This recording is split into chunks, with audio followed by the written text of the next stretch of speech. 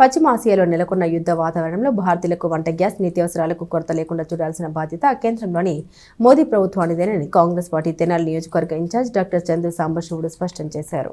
స్థానిక మారిసుపేటలోని కాంగ్రెస్ పార్టీ కార్యాలయంలో గురువారం విలేకరుల సమావేశంలో ఆ పార్టీ తెనాలి నియోజకవర్గ ఇన్ఛార్జ్ డాక్టర్ చందు సాంబశివుడు మాట్లాడారు.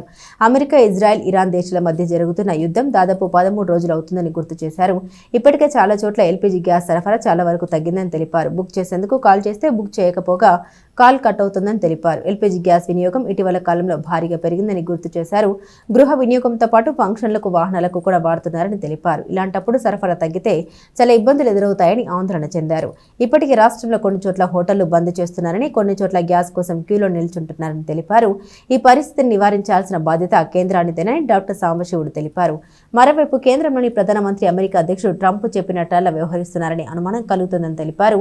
విలేకరుల సమావేశంలో కాంగ్రెస్ పార్టీ పట్టణ అధ్యక్షుడు పొన్నూరు నాగసూర్య శశిధర్రావు, సిపిఐ తెనాలి కార్యదర్శి చెరుకుమల్లి సింగారావు తదితరులు పాల్గొన్నారు. మనకి ఇప్పుడు గల్ఫ్లో అమెరికా, ఇజ్రాయెల్, ఇరాన్ వారు మొదలై 12-13 రోజులు అయింది. వాళ్ళకి ఆ దేశాలు కొట్టుకున్నా మా ఇక్కడ భారతదేశంలో మన ఆంధ్రప్రదేశ్ తెనాలి ప్రాంతంలో సంబంధం లేదు. కానీ అక్కడేదో యుద్ధం అవుతుంది, 12-13 రోజులు అవ్వట్లా. మనకి ఇక్కడ గ్యాస్ సప్లై, ఎల్పిజి సప్లై చాలా వరకు దక్కిపోతుంది. ప్రభుత్వంలో అధికారులు కానీ ప్రజాప్రతినిధులు కానీ చేసేటువంటి ప్రకటనలకి వాస్తవ పరిస్థితులకి సంబంధం ఉండాలి. ముఖ్యంగా మేము డిమాండ్ చేసేది ఏంటంటే, ఏ ప్రభుత్వం ఉండ డబుల్ ఇంజిన్ సర్కార్, ఇక్కడే స్టేట్ గవర్నమెంట్నే కాదు, సెంట్రల్ గవర్నమెంట్ కూడా మెయిన్ సప్లై చేయించాల్సిన సెంట్రల్ గవర్నమెంట్. ఇదంతా కూడా ఇలాంటివి వస్తున్నప్పుడు నేను అన్ని దేశాలు తిరిగాము, వాళ్ళందరూ నా మిత్రులని వాటేసుకోవటం, కౌగులింతలే కాకుండా మనకి ప్రజలకి నిత్యావసరాలకి డోకా లేకుండా చూడాల్సినటువంటి బాధ్యత ప్రభుత్వం మీద ఉంది అని చెబుతున్నాం. ఇంతకుముందు మా కాంగ్రెస్ ప్రభుత్వాలు ఇంతకుముందు చేసినప్పుడు ఇంత ఇదిగా ఉండేవి కాదు. వారం 10 రోజులకే ఇంత ఇదిగా తక్కువ అవటం ఇదంతా ఉండేది కాదు. రెండోది ఏంటంటే,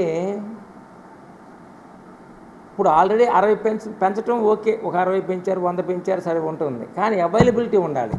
ఆ అవైలబిలిటీ లేకపోవడంలో ఓటర్ల అసోసియేషన్ వాళ్ళు అందరూ కూడా చాలా విశాఖపట్నం నుంచి అటు అనంతపూర్ దాకా మొత్తం గీపెట్టి ఆల్మోస్ట్ ఓటర్ల హాలిడేస్, సోమవారం హాలిడే పెట్టబోతున్నారు. అందరికి సప్లై చేసే స్విగ్గీలు అవన్నీ కూడా కొంచెం రేట్లు మానేస్తామని చెబుతున్నారు. ఇది ఉత్తరోత్తర ఎప్పుడో ఎన్నో నెలలకు కాదు, అనాది కాలంలోనే ప్రజలందరూ కూడా ఇవాళ ఎక్కడో చూశాను, పులివెందుల్లో పెద్ద క్యూలుండి గందరగోళం అవుతుంది. ఇది అన్ని ప్రాంతాల్లో కూడా హడావుడి పడకముందు అందరికీ ఇబ్బందులు కలగకుండా ఫ్రీగా దొరికేటట్టు చూడాల్సిన బాధ్యత ప్రభుత్వాల మీద ఉందని చెప్పేసి, అలా ఫ్రీగా అవైలబిలిటీ చేయించాలి అని చెప్పేసి మేము కాంగ్రెస్ పార్టీ తరఫున డిమాండ్ చేస్తున్నాం. మీరు అడగవచ్చు, ఏమీ లేదు పక్కన ఏంటంటే అంతా పూర్తిగా సప్లై ఉందంటున్నారు. ఇప్పుడు ఎప్పుడు వచ్చినా ఇంతకుముందు ఫ్రీగా చేస్తే, మనం ఫోన్ చేసి బుకింగ్ చేస్తే చక్కగా ఫ్రీ చేసేవాళ్ళు, మరి మెసేజ్ వచ్చేది, బుక్ చేసుకునేవాళ్ళు, నంబర్ ఇచ్చేవాళ్ళు. ఇప్పుడు చూడండి, వాళ్ళు అసలు ఆ ఫోన్ కట్ చేసి అసలు నాట్ అవైలబుల్ అని అన్ని కాల్ అన్నీ వచ్చేస్తుంది. ఇది పబ్లిక్ వాస్తవం అంటే పైన చెప్పే మాటలకి ఇక్కడ ఫీల్డ్లో కూడా సంబంధం లేకుండా ఉండటం కాకుండా వాస్తవ పరిస్థితుల ప్రకారంగా ఇక్కడ ప్రజలందరికీ కూడా ఎల్పిజి ఇప్పుడు అవైలబుల్ ఉండేట్టుగా చూడాల్సిందిగా మేము డిమాండ్ చేస్తున్నాం. ఇప్పుడు ఎల్పిజి అనగానే వెనకటి రోజుల్లో ఒక వంటింట్లోకే ఉండేది. ఇప్పుడు వంటింట్లో ఏంటి, ఫంక్షన్స్కి ఏంటి, ఇంకొక హోటల్స్కి ఏంటి, ఇంకొక దేవాలయాలకి ఏంటి, అన్నిటికంటే మీరు ట్రాన్స్పోర్ట్ కూడా ఇప్పుడు ఈవెన్ కార్లు కూడా అదే వాడుతున్నారు, ఎన్విరాన్మెంట్ ఫ్రెండ్లీ అని చెప్పేసి.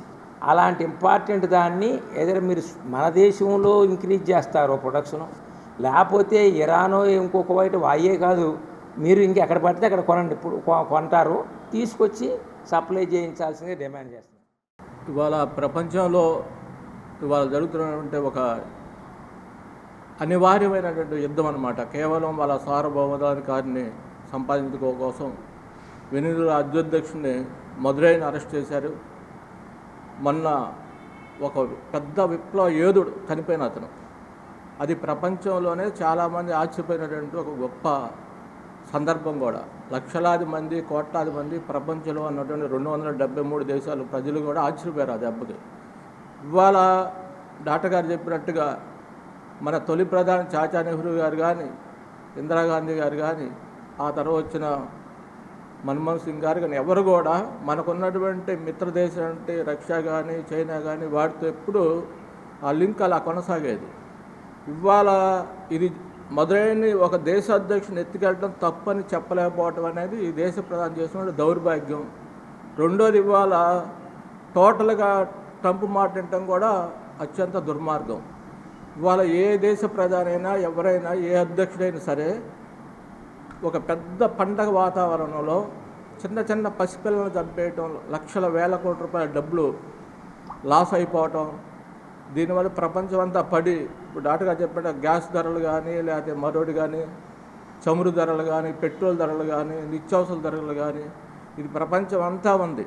దీనివల్ల కాంగ్రెస్ పార్టీ, సిపిఐ పార్టీ మేధావులు అందరూ కూడా దీన్ని ఖండిస్తూ వెంటనే